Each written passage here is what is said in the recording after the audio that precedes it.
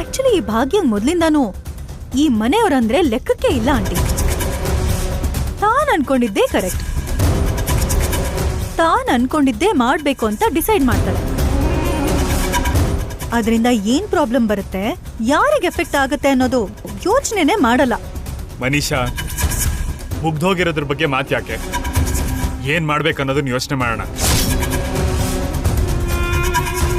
ಏನ್ ಯೋಚನೆ ಮಾಡ್ಬೇಕು? ಭಾಗ್ಯನ ತಡಿಬೇಕು. ಕನಿಷ್ಠ ಫೋನ್ ಆದ್ರೂ ಮಾಡಿ. ನಾನು ಫೋನ್ ಮಾಡ್ತೀನಿ.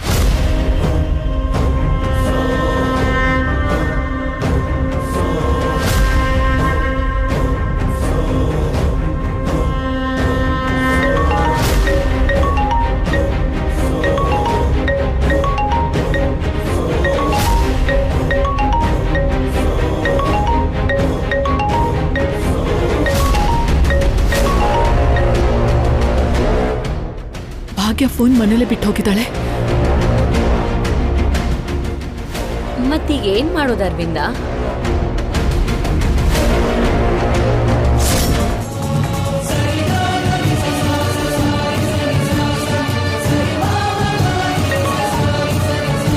ಹಲೋ ಅರವಿಂದ. ಸ್ವಾಮಿಗಳೇ, ನನ್ ಸೊಸೆ ಭಾಗ್ಯ ಮಿತ್ರ ಜಾತಕ ತಗೊಂಡು ನಿಮ್ಮ ಹತ್ರ ಬಂದಿದ್ದಾಳೆ ಅನ್ಸುತ್ತೆ. ಏನು? ಭಾಗ್ಯ ಮಿತ್ರನ ಜಾತಕ ತಗೊಂಡ್ ಬರ್ತಿದ್ದಾಳ? ಹೌದು. ಮಿತ್ರನ್ ಜಾತಕದಲ್ಲಿ ಗಂಡಾಂತರ ಇದೆಯೋ ಏನೋ ಅಂತ ಭಾಗ್ಯಂಗೆ ಅನುಮಾನ ಬಂದಿರೋ ಹಾಗಿದೆ. ಅದ್ರ ಬಗ್ಗೆ ತಿಳ್ಕೊಳ್ಳೋದಕ್ಕೋಸ್ಕರನೇ ನಿಮ್ಮ ಹತ್ರ ಬರೋದಕ್ಕೆ ಹೊರಟಿದ್ದಾಳೆ. ಅವಳೊಂದ್ ವೇಳೆ ಮಿತ್ರ ಜಾತಕದ ಬಗ್ಗೆ, ಗಂಡಾಂತರದ ಬಗ್ಗೆ ಕೇಳಿದ್ರೆ ಅದೇನೂ ಇಲ್ಲ ಅಂತ ಹೇಳಿ. ಮಿತ್ರನ ಜಾತಕಕ್ಕೋಸ್ಕರ ನಾನು ಆ ಸುಳ್ಳು ಹೇಳಲೇಬೇಕು, ಬೇರೆ ದಾರಿ ಇಲ್ಲ.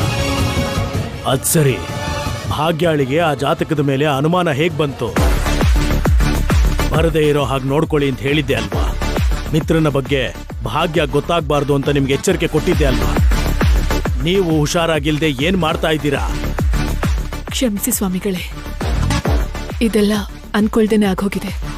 ಸರಿ ಅರವಿಂದ, ಭಾಗ್ಯ ನನ್ನ ಹತ್ರ ಬಂದ್ರೆ ಮಿತ್ರನ ಜಾತಕದಲ್ಲಿರುವ ಗಂಡಾಂತರಗಳ ಬಗ್ಗೆ ನಾನು ಹೇಳೋದಿಲ್ಲ. ನೀವು ನಿಶ್ಚಿಂತೆಯಿಂದ ಇರಿ. ಆಗ್ಲಿ ಸ್ವಾಮಿಗಳೇ.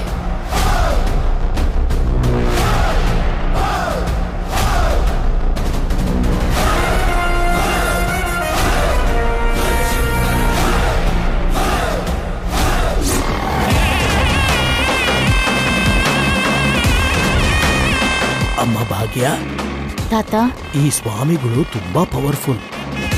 ಜಾತಕದಲ್ಲಿ ಇದ್ದಂಗೆ ಹೇಳ್ಬಿಡ್ತಾರೆ. ಎಂಥ ಗಂಡಾಂತರ ಇದ್ರು, ಏನೇ ದೋಷ ಇದ್ರು ಅವರಿಗೆ ಕ್ಷಣದಲ್ಲಿ ಗೊತ್ತಾಗೋಗುತ್ತೆ. ನೀನ್ ಊಹೆ ಮಾಡ್ದಂಗೆ ಮಿತ್ರನ ಜಾತಕದಲ್ಲಿ ಅಂಥ ದೋಷಗಳೇನಾದ್ರೂ ಇದ್ರೆ ಸ್ವಾಮೀಜಿಗಳು ತಕ್ಷಣ ಹೇಳ್ಬಿಡ್ತಾರೆ. ಸರಿ ತಾತ.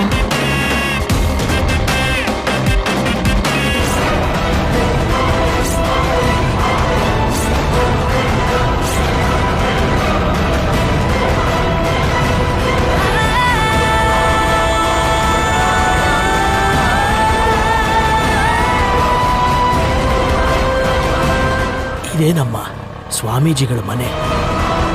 ನಡಿಯಮ್ಮ.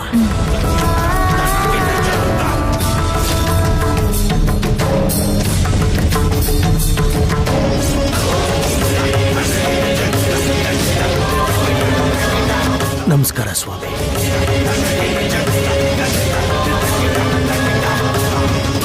ಹೇಳಿ. ತಗೊಳ್ಳಿ. ಈ ಜಾತಕದಲ್ಲಿ ದೋಷ ಆಗ್ಲಿ, ಗಂಡಾಂತರ ಆಗ್ಲಿ ಏನಾದ್ರೂ ಇದ್ರೆ ನೋಡ್ ಹೇಳಿ ಸ್ವಾಮಿ. ಖಂಡಿತ ನಮ್ಮ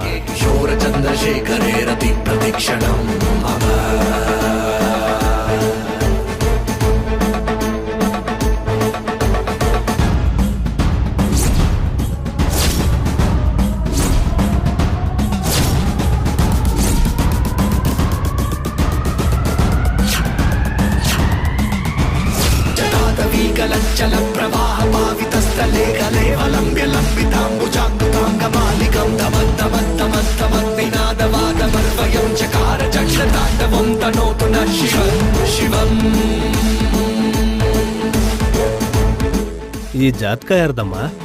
ಅದು ನನ್ ಗಂಡಂದು ಸ್ವಾಮಿ. ಅವರಿಗೆ ತುಂಬಾ ಸಮಸ್ಯೆಗಳು ಎದುರಾಗ್ತಿದೆ. ಲೆಕ್ಕ ಇಲ್ಲದಷ್ಟು ಅಪಾಯಗಳು ಬರ್ತಿದೆ. ಏನಾಗ್ತಿದ್ಯೋ, ಯಾಕೆ ಹೀಗಾಗ್ತಿದ್ಯೋ ನನ್ಗರ್ಥ ಆಗ್ತಿಲ್ಲ.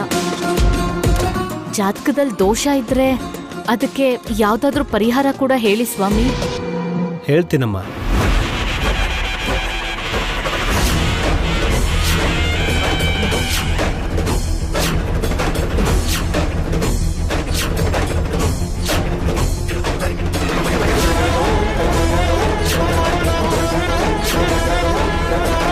ಅಮ್ಮ, ನೀವು ಭಯ ಪಡ್ತಿರೋ ಹಾಗೆ, ಅನುಮಾನ ಪಡೋ ಹಾಗೆ ಈ ಜಾತಕದಲ್ಲಿ ಯಾವ ಥರದ ಗಂಡಾಂತರನೂ ಯಾವ ಥರ ದೋಷ ಆಗಲಿ ಇಲ್ಲ.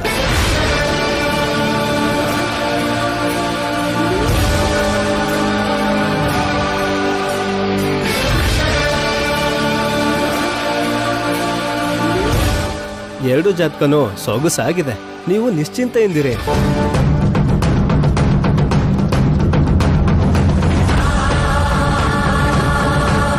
ಸ್ವಾಮೀಜಿಗಳೇ, ಇನ್ನೊಂದು ಸರಿ ನೋಡಿ ಹೇಳಿ, ಯಾವ ದೋಷಗಳು ಇಲ್ಲ ತಾನೇ? ನನ್ನ ಬಗ್ಗೆ ನಿಮಗೆ ಗೊತ್ತು ಅಲ್ವಾ?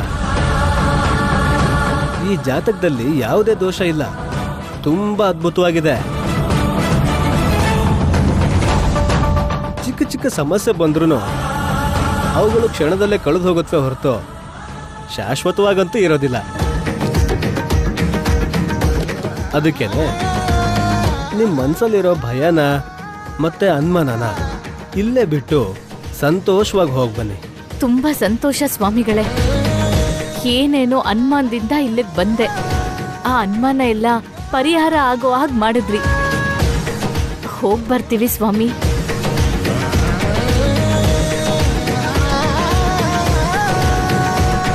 ಹೋಗಿ ಬರ್ತೀವಿ.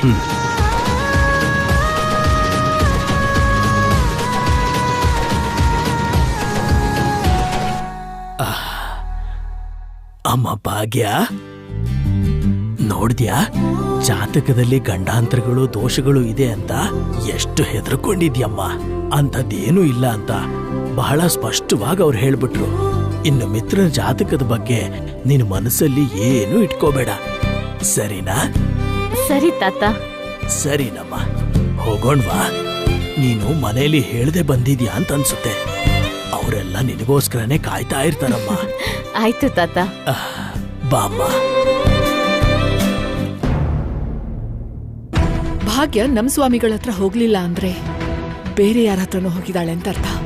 ಇಷ್ಟೊತ್ತಿಗೆ ಮಿತ್ರ ಜಾತಕದ ಬಗ್ಗೆ, ಜೀವನದ ಬಗ್ಗೆ ಪೂರ್ತಿ ಪೂರ್ತಿ ಭಾಗ್ಯಂಗೆ ಗೊತ್ತಾಗಿರುತ್ತೆ.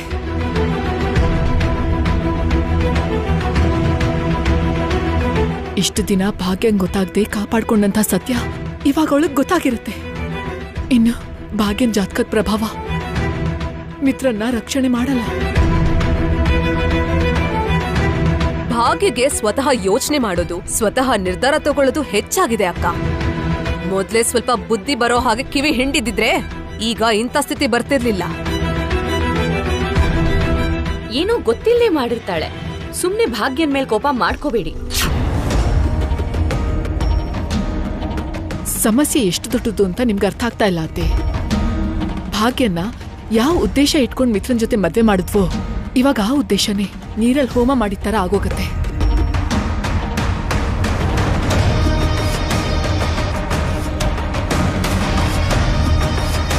ಭಾಗ್ಯನ್ ಜಾತಕ ಮಿತ್ರಂಗೆ ರಕ್ಷಾ ಕವಚ ತರ ಇರುತ್ತೆ ಅಂತ ಅನ್ಕೊಂಡ್ರೆ ಇವಾಗ ಪ್ರಭಾವ ಕಡಿಮೆ ಆಗೋ ಪ್ರಮಾದ ಎದುರಾಗಿದೆ. ಕೇವಲ ಭಾಗ್ಯ ತನ್ನ ಸ್ವಂತ ನಿರ್ಧಾರ ತಗೊಂಡು ಹೋಗಿರೋದ್ರಿಂದನೇ ಇದೆಲ್ಲ ಆಗ್ತಿರೋದು.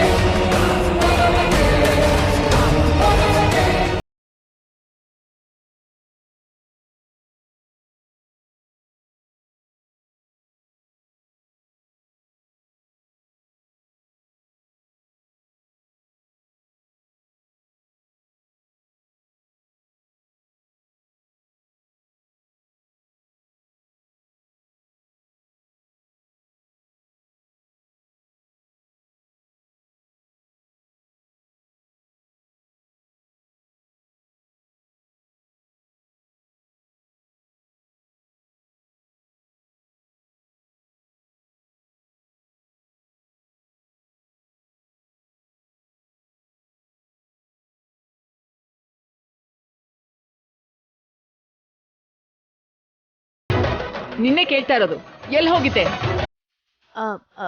ಅದು ಅತ್ತೆ,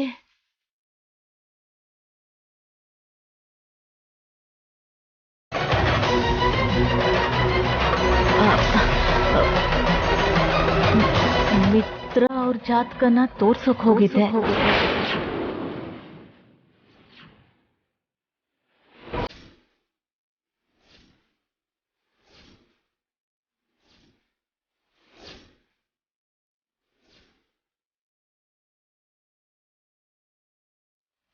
ಅಲ್ಲ, ಮಿತ್ರನ್ ಜಾತಕನ ನೀನ್ ಯಾಕೆ ತೋರಿಸಿದ್ದು? ಆ ಅವಶ್ಯಕತೆ ನಿಂಗೇನಿದೆ? ಅಂಥ ವಿಷಯಗಳನ್ನ ನೋಡ್ಕೊಳ್ಳೋದಕ್ಕೆ ನಾವಿದೀವಿ. ನಿನಗೆ ಯಾಕೆ ಭಾಗ್ಯ? ಅದೇನು ಅಂದ್ರೆ ಅತ್ತೆ, ಈ ಮನೇಲಿ ಏನೇ ನಡೆದ್ರು ನನಗ್ ಗೊತ್ತಾಗಿನೇ ನಡಿಬೇಕು. ಯಾರು ಏನೇ ನಿರ್ಧಾರ ತಗೊಂಡ್ರು ನನಗ್ ಹೇಳಿನೇ ತಗೋಬೇಕು. ಅಂಥದ್ರಲ್ಲಿ ನನಗ್ ಒಂದ್ ಮಾತನ್ನು ಹೇಳ್ದೆ ಇಂಥ ನಿರ್ಧಾರ ಎಲ್ಲ ತಗೋತೀಯ? ನಾನ್ ಹೇಳೋದನ್ನ ಒಂದ್ಸಲ ಕೇಳಿ ಅತ್ತೆ. ನೋಡು ಭಾಗ್ಯ, ನೀನು ಈ ಮನೆ ಸೊಸೆಯಾಗಿ ಈ ಮನೆ ನಿಯಮ ಏನು, ಮಿತಿ ಏನು ಅನ್ನೋದನ್ನ ತಿಳ್ಕೋಬೇಕು. ನೀನೇ ಎಲ್ರಿಗೂ ಹೇಳೋ ಸ್ಥಾನದಲ್ಲಿರ್ಬೇಕು. ಅಂಥದ್ರಲ್ಲಿ ನೀನೇ ಎಲ್ಲ ಮಾತು ಮೀರಿ ತಪ್ಪು ಮಾಡ್ತಿರೋದು. ಅಲ್ಲ, ನನಗೆ ಎಷ್ಟು ಧೈರ್ಯ ಇದ್ರೆ ಇಂಥ ವಿಷಯದಲ್ಲೆಲ್ಲ ನನಗ್ ಒಂದ್ ಮಾತು ಕೂಡ ಹೇಳ್ದೆ ನೀನೇ ನಿರ್ಧಾರ ತಗೋತೀಯ? ಮಾಮ್, 1 ನಿಮಿಷ. ಈಗ ಅವಳು ಮಾಡಿದ್ದಕ್ಕೆ ಇಷ್ಟೆಲ್ಲ ಬೈಯೋ ಅಗತ್ಯ ಇದೆಯಾ?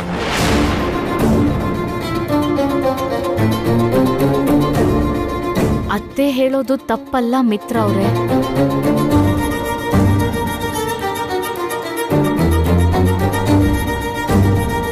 ಹೌದು ಅತ್ತೆ, ನೀವ್ ಹೇಳೋದು ನಿಜನೇ. ನಿಮ್ಗೆ ಹೇಳ್ದೆ ಹೋಗ್ಬಾರ್ದಿತ್ತು. ಆದ್ರೆ ಮಿತ್ರ ಅವ್ರಿಗೆ ಪದೇ ಪದೇ ಅಪಾಯ ಯಾಕಾಗ್ತಿದೆ ಅನ್ನೋ ಪ್ರಶ್ನೆ ನನಗ್ ಶುರುವಾದಾಗಿಂದ ನೆಮ್ಮದಿಯಿಂದ ಇರೋಕೆ ಆಗ್ತಿರ್ಲಿಲ್ಲ.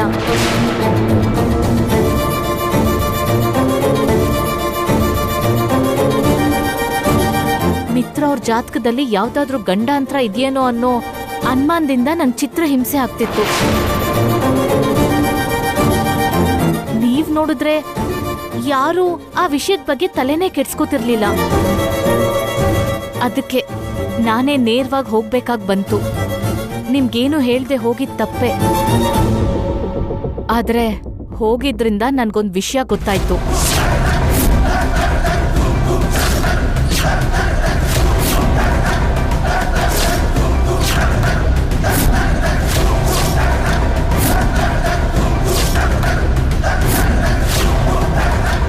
ನನ್ನ ಅನುಮಾನ ಯಾವ್ದು ಸರಿಯಲ್ಲ.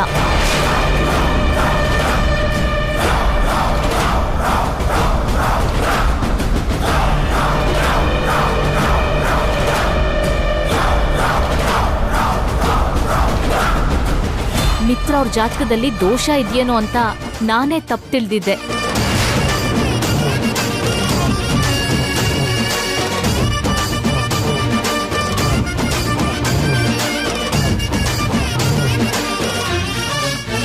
ಮಿತ್ರ ಅವ್ರ ಜೀವನದಲ್ಲಿ ಯಾವ ರೀತಿ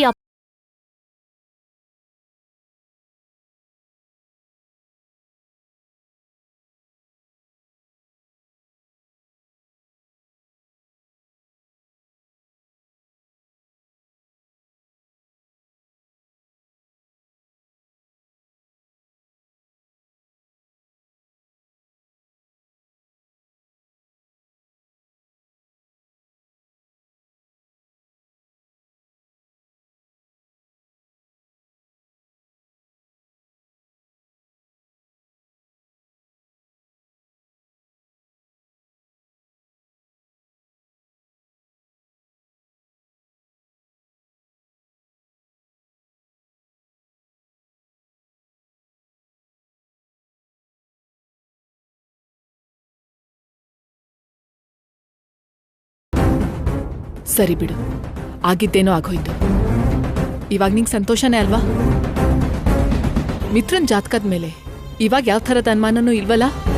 ಇಷ್ಟು ಸ್ಪಷ್ಟವಾಗಿ ಗೊತ್ತಾದ್ಮೇಲೆ ಕೂಡ ನನ್ಗಿನ್ನೇನು ಅನುಮಾನ ಇರುತ್ತತ್ತೆ. Thank god. ಒಳ್ಳೇದಾಯ್ತೋ ಕೆಟ್ಟದಾಯ್ತೋ ಗೊತ್ತಿಲ್ಲ, ಆದರೆ ಅದೃಷ್ಟವಶಾತ್ ಮಿತ್ರನ್ ಜಾತಕದ ಬಗ್ಗೆ, ಜೀವನದಲ್ಲಿ ಬರೋ ಗಂಡಾಂತರಗಳ ಬಗ್ಗೆ ಭಾಗ್ಯ ಗೊತ್ತಾಗ್ಲಿಲ್ಲ. ಅಮ್ಮ ಭಾಗ್ಯ, ಈಗ ನಿನ್ ಮನ್ಸಲ್ಲಿರೋ ಅನುಮಾನ ಎಲ್ಲ ಪರಿಹಾರ ಆಯ್ತು ತಾನೇ? ಹೌದು ಅಜ್ಜಿ. ಸರಿ, ಈಗೇನೋ ಆಗಿದ್ದಾಗೋಯ್ತು. ಇನ್ಯಾವತ್ತೂ ಮನೆಯವ್ರಿಗೆ ಹೇಳ್ದೆ ಏನೂ ಮಾಡ್ಬೇಡಮ್ಮ. ದೊಡ್ಡೋರ್ ನಾವಿದೀವಲ್ಲ, ಯಾವಾಗ ಏನ್ ಮಾಡ್ಬೇಕು ಅಂತ ನಾವೆಲ್ಲ ನೋಡ್ಕೋತೀವಿ. ಆಯ್ತು ಅಜ್ಜಿ. ಸಮಸ್ಯೆ ಮುಗೀತಲ್ಲ, ಇನ್ನು ಇದ್ರ ಬಗ್ಗೆ ಎಲ್ರೂ ಬಿಟ್ಬಿಡಿ. ಯಾವಾಗ್ಲೂ ಮಿತ್ರನ್ ಜಾತಕನ ತೋರಿಸ್ತಾನೆ ಇರ್ತೀನಿ. ಅವನ್ ಜಾತಕದಲ್ಲಿ ಗಂಡಾಂತರಗಳಿರೋದು ನಿಜ. ಆದ್ರೆ ಭಾಗ್ಯ ಯಾಕೆ ಈ ತರ ಹೇಳ್ತಾ ಇದ್ದಾಳೆ? ಅವಳೇನ್ ಅನ್ಕೊಂಡಿದ್ದಾಳೆ?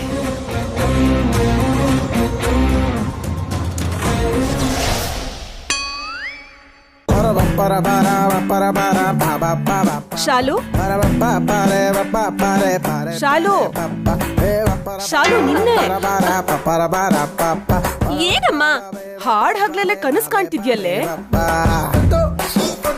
ಕನ್ಸಲ್ಲಮ್ಮ, ನನ್ ಮಿತ್ರ ಜೊತೆ ಡ್ಯೂಯೆಟ್ ಸಾಂಗ್ ಹಾಡ್ತಿದ್ದೆ.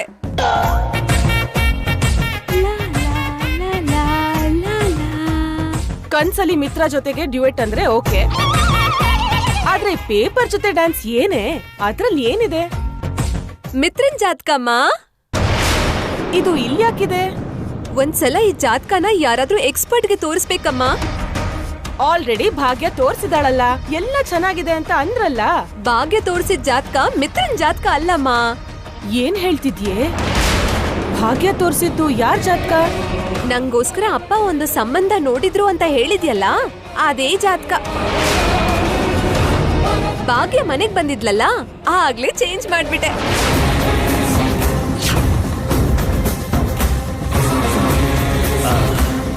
ಹಲೋ,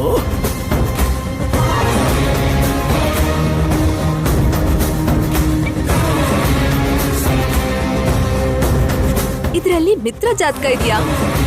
ಮಿತ್ರ ಜಾತಕ ಜೊತೆ ನನ್ ಜಾತಕ ಮ್ಯಾಚ್ ಆಗುತ್ತೋ ಇಲ್ವೋ ನೋಡ್ಬೇಕು. ನಮ್ಮಿಬ್ರು ಜಾತಕ ಮ್ಯಾಚ್ ಆದ್ರೆ ನಮ್ ಮದ್ವೆ ಆದ್ಮೇಲೆ ನಮ್ಗೆ ಯಾವ ತೊಂದ್ರೆನೂ ಆಗಲ್ಲ. ಅಮ್ಮ ಭಾಗ್ಯ, ನಿನ್ಗೆ ಯಾಕಮ್ಮ ಶ್ರಮ? ನಾನಿದ್ದೀನಲ್ಲ.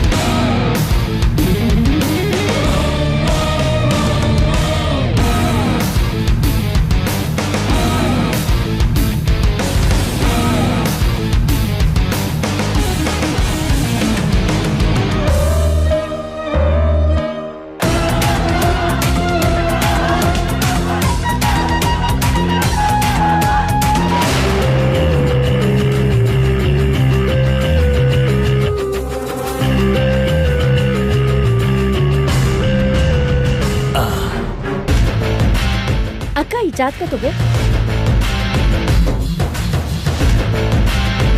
ಅಮ್ಮ ಭಾಗ್ಯ, ನಾವೇನ್ ಹೋಗೋಣವಾ?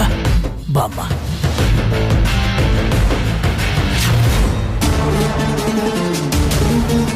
ಅಂದ್ರೆ ಭಾಗ್ಯ ತೋರ್ಸಿದ್ದು ಮಿತ್ರ ಜಾತಕ ಅಲ್ವಾ? ಅಲ್ವೇ? ಈ ಹುಚ್ಚ ಕೆಲ್ಸ ಯಾಕೆ ನಿನ್ಗೆ? ಏನಿಲ್ಲಮ್ಮ, ಮಿತ್ರನ್ ಜಾತಕ ನನ್ ಜಾತಕದ ಜೊತೆ ಸೆಟ್ ಆಗುತ್ತೋ ಇಲ್ವೋ ಅನ್ನೋದನ್ನ ನೋಡ್ಬೇಕು. ಒಳ್ಳೆ ಕಥೆ ಆಯ್ತು. ಸಂಬಂಧ ಇಲ್ದಿರೋ ಜಾತಕ ತೋರ್ಸಿ ಖುಷಿ ಪಟ್ಕೊಂಡು ಹೋದ್ಲು ಆ ಭಾಗ್ಯ. ನೀನ್ ನೋಡಿದ್ರೆ ಸಂಬಂಧನೇ ಇಲ್ದಿರೋ ಜಾತಕ ಇಟ್ಕೊಂಡು ಸಾಂಗ್ ಹಾಡ್ತಿದ್ಯಾ. ಸಾಂಗ್ಸ್ ಸರಿ ಹೋಯ್ತು. ಸರಿ ಸರಿ, ಅದನ್ನೆಲ್ಲ ಪಕ್ಕಕ್ಕಿಡು. ಈಗ ಅರ್ಜೆಂಟ್ ಆಗಿ ಮಿತ್ರನ್ ಜಾತಕದ ಜೊತೆ ನನ್ ಜಾತಕ ಸೆಟ್ ಆಗುತ್ತೋ ಇಲ್ವೋ ಅನ್ನೋದನ್ನ ನೋಡ್ಬೇಕು. ಗೊತ್ತಿರೋ ಪಂಡಿತರು ಯಾರಾದ್ರೂ ಇದ್ರೆ ನೋಡಮ್ಮ. ನಿನ್ಗೇನ್ ತಲೆ ಕೆಟ್ಟಿದ್ಯೇನೆ? ಮದ್ವೆ ಆಗಿರೋನ್ ಹಿಂದೆ ಬೀಳೋದೇನೆ? ನಂಗದೆಲ್ಲ ಗೊತ್ತಿಲ್ಲಮ್ಮ. ಯಾರಾದ್ರೂ ಜ್ಯೋತಿಷನ್ನ ನೋಡು, ಇಲ್ಲ ಅಂದ್ರೆ ಮನೆಗೆ ಕರ್ಸು. ಮಿತ್ರ ಮಿತ್ರ ಅಂತ ಇವಳಿಗೆ ತಲೆ ಕೆಟ್ಟು ಹೋಗಿದೆ.